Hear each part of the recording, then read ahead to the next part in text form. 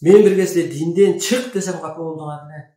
Ажыга барбагыла кырсыктайсыңар десем капа болдуңар эле. Ишенбедиңер эле. А могу сөздү дагы, мен айткан сөздү дагы мезгил өтөт түшүнөсүңөр. Керек болсо ошол сен динге каршы сүйлөп атасың деп үстүмө иш козгоду. Bir emес, 2 iş kosqodu. Karşı süylöp öptürmün Көрдүңүз, мен куткарып гана калайын дептирмин.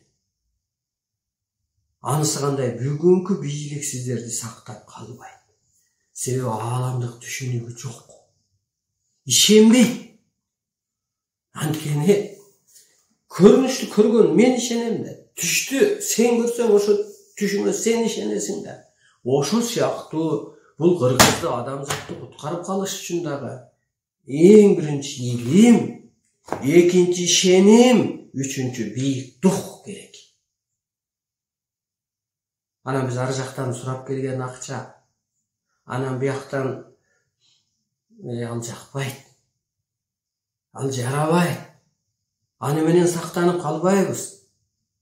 Андан көрө бер телени, теле бер.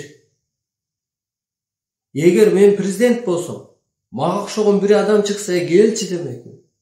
Арстан Абдулдаевсыңбы, же Жолборсбек Байдылдаевсыңбы, ким болсоң да келчи демек, маңдайым отурчу, ана эмне кылышыбыз керек? Чий берчи мага демекмин, мисалга. Анан бер кеңешели, мону туурабы деп пайдаланмакмын. Жерип, иш козгоп, жан дүйнөсү жарды журналисттерди мага жаадырып коюп, ой бул чындык, муну жашыра албайсың. Ошон үчүн айттым эле, былтыр күздө Сооронбай Жээнбеков мирным путем должны передать власть Абдулдаеву.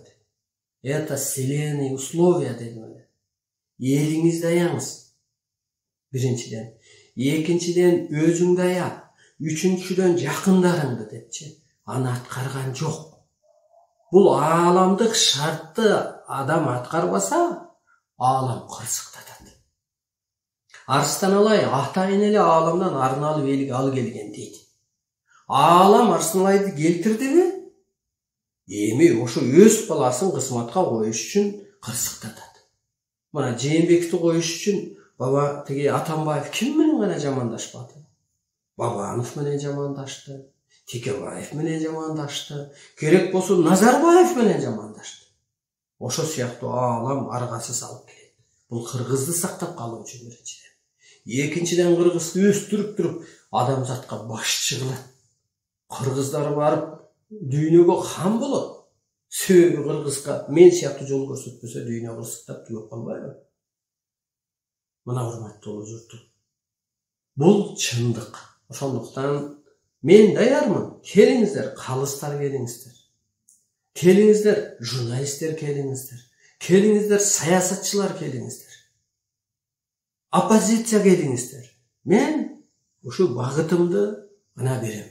Ааламдык илимимди, ошол энергиямды берем.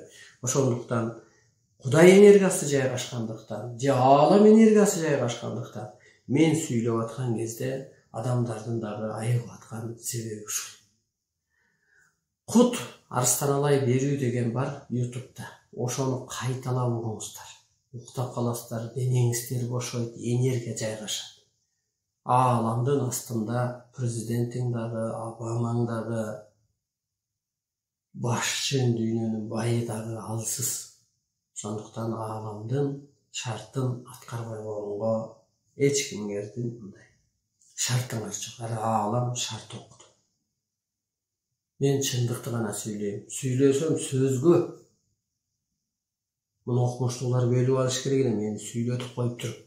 Биягын бияка киргизели, могу жерин элге берели, бу жерин мектепке берели, бу жерин институтка берели, муну картаңдарга берели. Муну табиятка мындай мамиле кылышыбыз керек экен, ааламга мындай мамиле кылышыбыз керек экен, адамзатты ойлошубуз керек экен деп. Анан бул жерде болсо ошо бир уч бийликтегилер өзүнүн кызыкчылыгы үчүн бул ааламды кабыл албай атат.